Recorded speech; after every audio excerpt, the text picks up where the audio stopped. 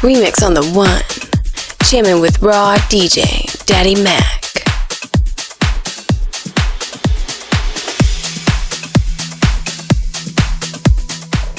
You have a cast iron hilt because on the ships, wood and leather would rot. So it would last longer. And it's a heavy weapon, and it's also quite short because on the deck of a ship, you're crammed in with 100 people shooting each other and swinging stuff. You don't have a lot of room, right? I think after the time of Napoleon, he marched through, conquered most of Europe, and his army was kick-ass, surpassed none. He really developed and trained his troops, right? So that's when I think the world armies really began to practice and to start doing drills with their troops and the techniques. We have documents that go from that. So in the 1800s, they developed what they call the gymnasium saber, and this is modeled after a gymnasium saber. So, you know, in the military cadets and stuff like that, they would practice these drills. There's examples on sailing ships up into the late 1800s, you know, they're doing drills on the deck with the various sabers.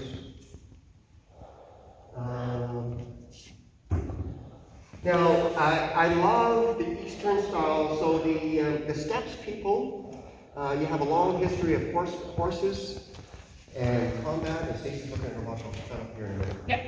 I'm getting cold. I need to move. This is an example of a Hungarian saber. And this one is an example of a Polish saber. Very strong fencing tradition in Poland. They have something kind of unique. They have this thumb grip here. And I think it just aids in hanging onto the saber. And they're really known for doing a lot of molinees. So big sweeping motions, and that's how they would parry. They basically, their attack was their defense as they're coming in and you know, kinds of crazy stuff. We will have time at lunch too, if people want to ask questions and stuff. But Nico is time limited. That's partly what There's not a huge. Not a huge thing. Yeah. Just in order to. 2 more minutes. Don't feel any I started off as a foilist, and my best friend. What? Yeah. And my best friend was in saber. We used to have the arguments. What's more lethal, the foil or the saber? And my fencing master at the time would laugh at us, and he's this crazy Quebecois guy.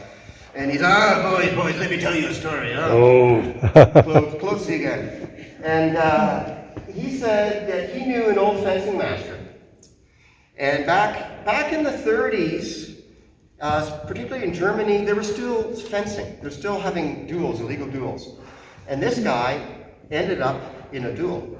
And his opponent was way better than him. And so he goes out at the time to meet, and they're kind of squaring off. We do a few exchanges. And this guy's like, oh my God, I'm going to get beat. And his friend comes over, kind of calls a break and says, psst, give him your head. The guy looks at him, and he's like, okay. So they square off. The next exchange, the guy opens up, takes the saber blade in his head, embedded in his skull. He runs him through with the line and kills his opponent. True story. That could have gone one of two ways. We're not going there today. We got helmets anyway. Okay, He ends up in jail with a sword and. Do you have any questions? Your friend too? No. My fencing master, he met somebody who was this old fencing master, and he had this huge scar on his head. And back in the 20s or 30s, he got involved in a duel. And that's what he did. In order to beat this guy, he feigned an opening to the head. And was he like? The guy went for it, cut him in the forehead with a saber, and he gave the line, and the guy ran himself onto the line. So the argument, what's more lethal, the point or the edge? Oh, that's the moral of the story. Aiming for. Don't kill anybody. Wear your mask. That's my moral. Wear your mask. In a duel. Yeah, sometimes it happens. 20s. In Germany? Poland, Hungary, Germany, somewhere.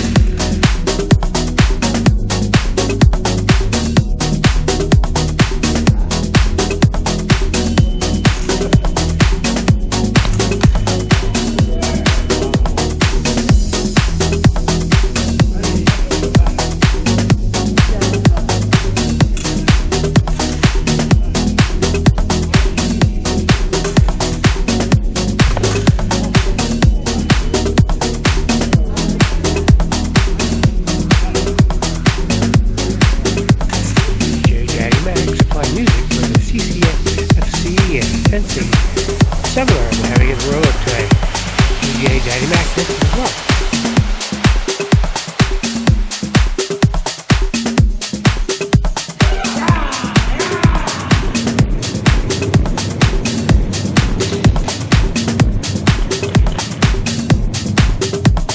Danger, Will Robinson! Danger! No, Will Robinson! Danger!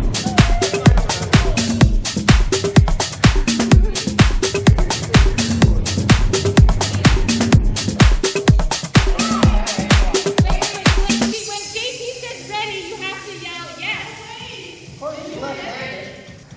Okay.